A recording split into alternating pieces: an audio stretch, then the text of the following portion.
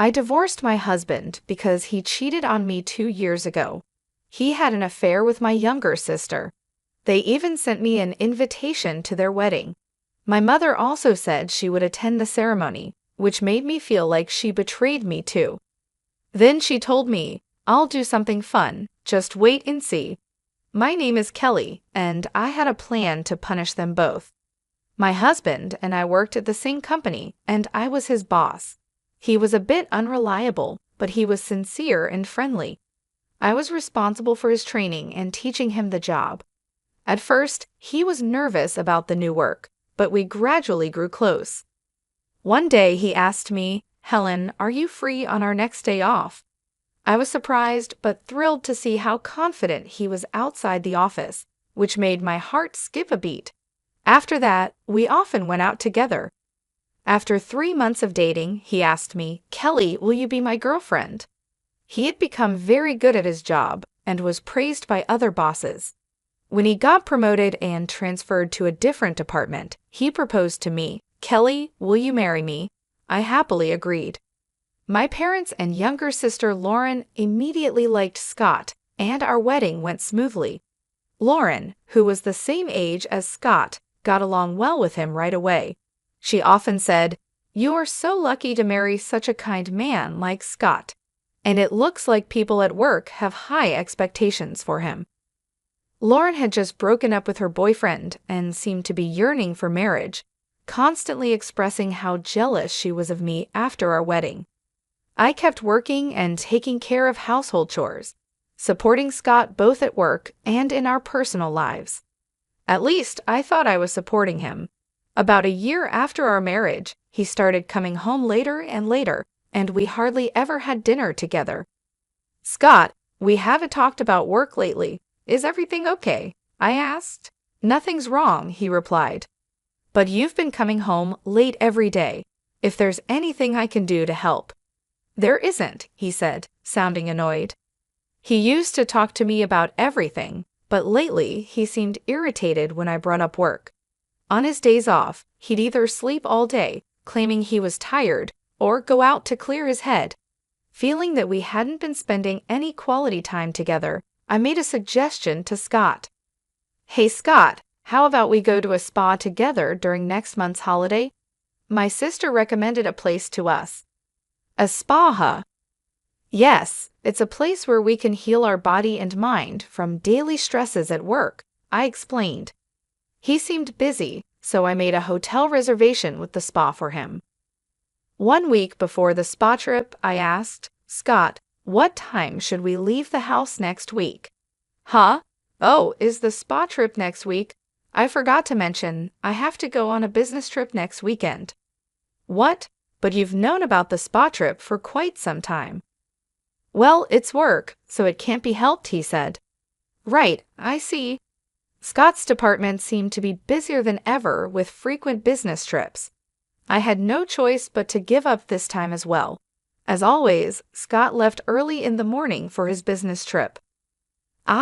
If things had gone as planned, we would have been heading to the spa together by now, I thought to myself.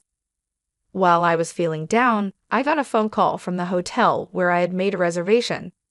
Despite having sent a cancellation email, it seems they did not receive it due to an error, and they called to confirm our arrival time. I thought I might as well invite Lauren. I called my parents' house, but Lauren had been out since the morning and wouldn't be back home. So, as a last resort, I decided to invite my mother to the spa. I half gave up on the idea that my mother would be able to go on such short notice, but surprisingly, she agreed. "Really? Is it okay to leave Dad alone?" "Right now, I'm more worried about you than your father," she said. It seemed she had noticed that I had been down lately and decided to accompany me on the trip. "Thanks, Mom. I'm the one who should be thanking you. I'm happy to be able to take a trip with you like this." I decided to enjoy the trip with my mother, which I hadn't done in a long time. However, when we arrived at the hotel, we witnessed something shocking. "Mom, look at that." At the hotel, we saw Scott, who was supposed to be on his business trip. He was arm in arm with a woman. looking happy as they entered the hotel where we were supposed to stay. The moment they entered the hotel, the woman with Scott turned her face in our direction for a moment. "You've got to be kidding," I thought. The woman with Scott was my sister, Lauren. After that, I was in a state of shock and don't remember much about how I got home. After drinking some tea my mother made for me, my feelings finally started to calm down. He had been deceiving me. Not just Scott, I had also been deceived by Lauren. After calming down, I called Scott's department. As I had suspected, his department had been trying to reduce their workload for the past few years, and they were not making employees go on business trips or do any overtime as much as possible. When I told my mother about the days when Scott came home late or was on business trips, it turned out that Lauren was also not at home during those days. It was all starting to make sense. All those days when he came home late and said he was on business trips, he was actually meeting up with Lauren. When I learned the truth, anger welled up inside me rather than sadness. "Mother, I'll divorce Scott. I don't want to see Lauren, so I won't visit the house for a while." She kept silent but understood my feelings. I prepared everything before Scott came back. I arranged the divorce papers, signed a new lease for a house, packed my belongings, and moved into an apartment where I could stay until I officially moved into the new house. I left the divorce papers and a letter for Scott at the house. All the details regarding alimony and such would be handled through my lawyer, as stated in the letter. I also blocked all his contacts. I didn't want Lauren and Scott to know my new address, so I didn't tell my parents. Since we worked at the same company, we occasionally passed each other, but I completely ignored him. Realizing how hopeless the situation was, he quickly agreed to the divorce. He didn't tell anyone the reason for our divorce, but our colleagues seemed to have sensed it and avoided the subject. 5 years passed, and I kept my distance from him and my family. One day, after finishing work and returning to my room, I found my mother standing in front of me. "Mom, what's wrong?" "I have something I want to tell you," she said, showing me an invitation. "This is from Scott and Lauren." It turned out that Lauren had left our family home and moved in with Scott.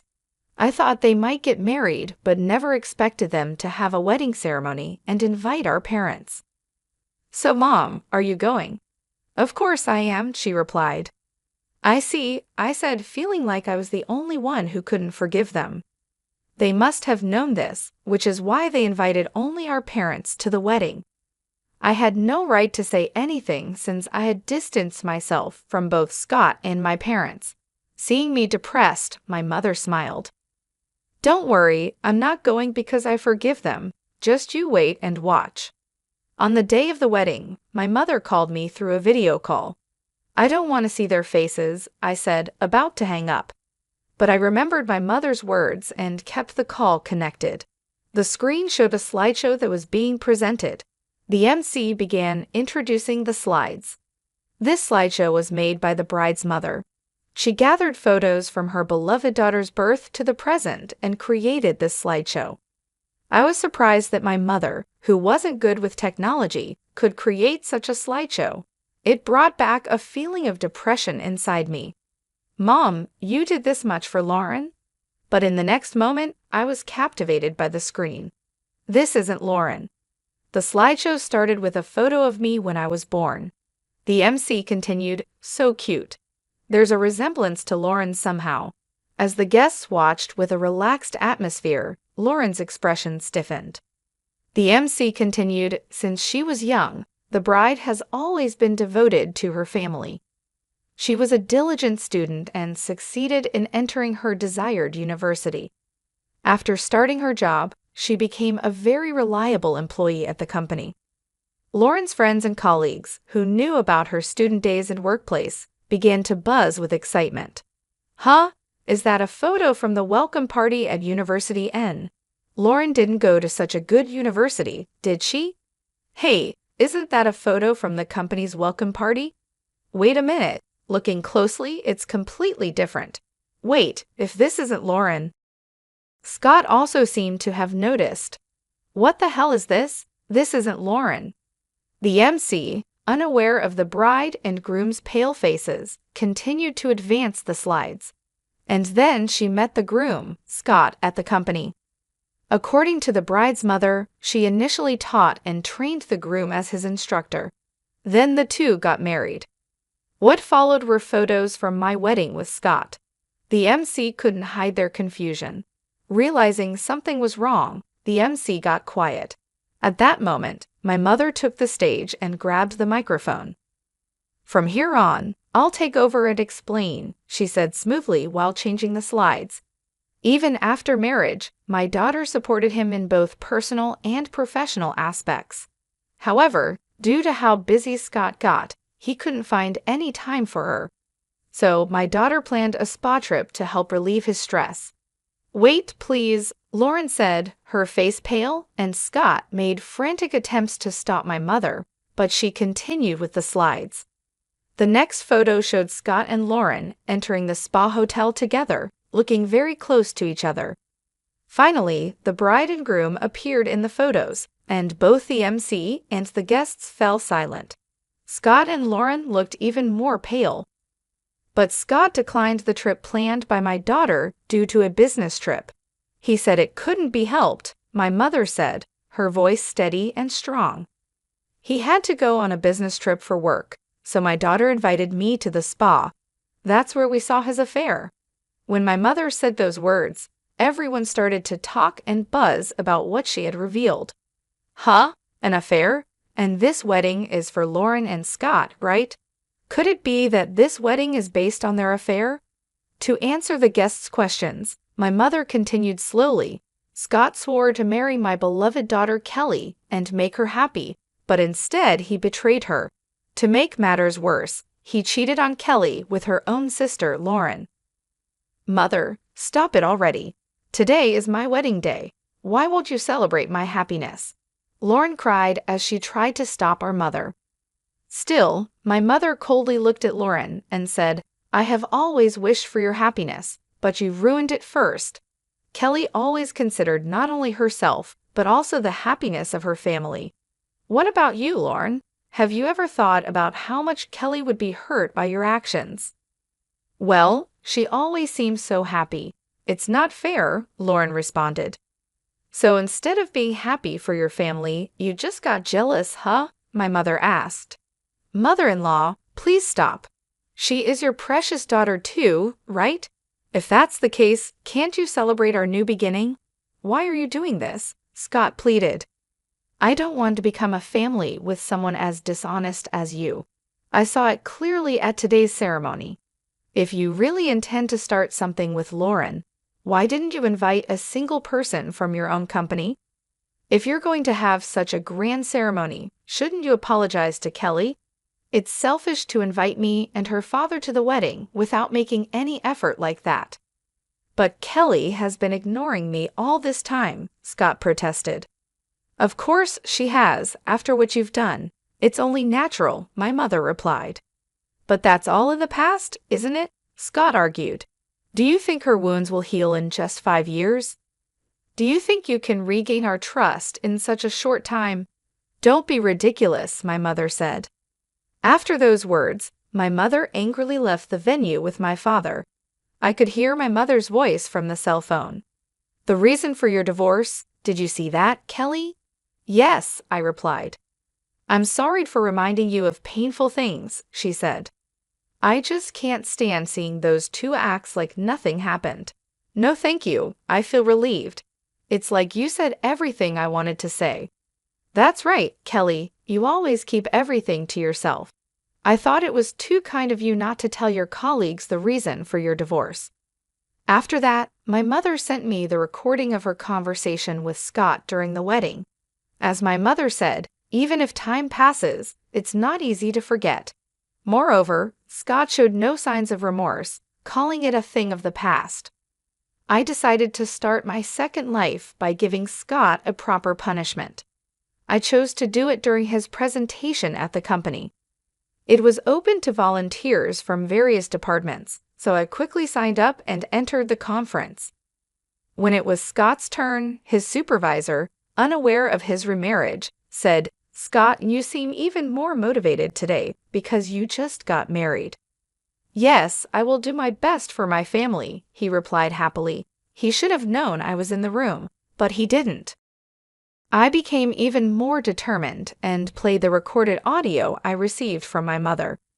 The participants were surprised by the sudden noise, but as they learned about his affair with my sister after marrying me, they began to accuse him. "Scott, didn't you say that the reason for the divorce was a difference in values?" someone asked. I couldn't help but burst into laughter. "Oh, really? Did you say something like that? Well, I can't understand a value that involves cheating with your own wife's sister." I apologize for mixing personal matters into this important presentation. I have decided to quit as of today. I endured it because I like this company, but I cannot bear to be in the same place as him any longer. Just as I was about to leave, the board members intervened to stop me. "Wait a minute, Kelly. You're an essential asset to our company. If someone should leave, it should be Scott." "Huh? But me? I've been expected to have a promising future," Scott protested. "We had expectations in the past, but lately you've been wearing worn-out clothes and you're not focused. It seems like you've completely lost your problem-solving abilities that you had before. We're not expecting a lot from you anymore," they said. Lauren, who had always been bad at housework and did nothing when she lived with her parents, became a full-time housewife after marriage. Apparently, she left most of the house chores for Scott to do, even when he faced difficulties at work. I couldn't give Scott advice like I used to, and he started causing more trouble at work. The fact that he had cheated on his wife's sister spread quickly within the company, and his reputation went downhill fast. Once respected and seen as a rising star, he was now viewed with suspicion and disdain by his colleagues. His work began to suffer, and he made more mistakes, further tarnishing his image. At the next board meeting, it was decided that I would stay at the company, but Scott would be transferred to a remote area. He was essentially being demoted, with plans to lay him off in the near future. The company couldn't afford to keep someone who had caused so much scandal and trouble. Lauren, who had been enjoying her life as a housewife with his money, quickly abandoned him when she found out about the transfer. She switched to another man without hesitation, thinking she could easily find another way to maintain her lifestyle. However, the man she chose turned out to be a typical freeloader. He had no job and no ambition, and he started living off Lauren's money without contributing anything. Now, Lauren is suffering from his debts. She's desperately working 2 jobs, day and night, just to make ends meet.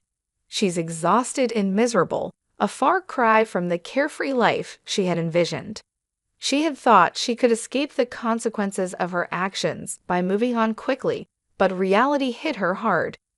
As they say, what goes around comes around. If you do something wrong, it will come back to haunt you. Seeing Scott and Lauren in such a state, I finally felt a sense of closure. Watching them struggle, I realized that their betrayal had ultimately led them to their downfall. Scott lost his career and reputation, and Lauren lost her comfortable life. They both faced the consequences of their actions, and it brought me a sense of peace. With this newfound peace, I felt ready to start a new life. I could finally move forward without the weight of their betrayal hanging over me. I was free to build a future on my own terms, without the shadows of the past holding me back. I focused on my career and started taking on new challenges at work. My colleagues, who had seen me endure so much with grace and strength, supported me. I received a promotion, recognizing my dedication and hard work. It was a fresh start, and I was determined to make the most of it. In my personal life, I began to reconnect with old friends and make new ones.